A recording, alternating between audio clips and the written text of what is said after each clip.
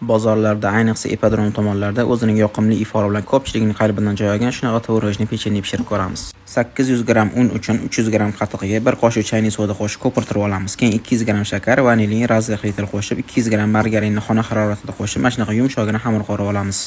Xamirimiz yarim soat davomida tinib dam olgandan keyin 4 ta zuvolaga bo'lib olamiz. Zuvolachamizni videoda ko'rsatilgandagi to'rtburchak uzunroq shaklda yupqaroq qilib yoyib olamiz. Ichiga yarim kilo tvorogga ozgina vanilin, 200 g shakar qo'shib yaxshilab aralashtirib, xamirimizga yupqa qilib mana shunaqa surib, keyin uni dumaloq qilib o'rab chiqamiz. Ustiga surish uchun tuxumni faqat sariq joyidan foydalanamiz. Ustilari chiroyli chiqish uchun vilka yordamida shunaqa iz tushirib olamiz. O'rtacha 4-5 sm dan kesib, listimizga terib olib, 180 gradusda 20 minut davomida pishirib olamiz. Pishayotgandagi pechkadan chiqayotgan hid sizni 10 yillarcha oldin bozorda dimog'ingizga urilgan o'sha yoqimli hidni eslatib yuboradi. Retsept opisaniyada qoldiramiz. Xato va kamchiliklar uchun ma'zur tutasiz. Vaqtingizga rozi bo'ling. Assalomu alaykum.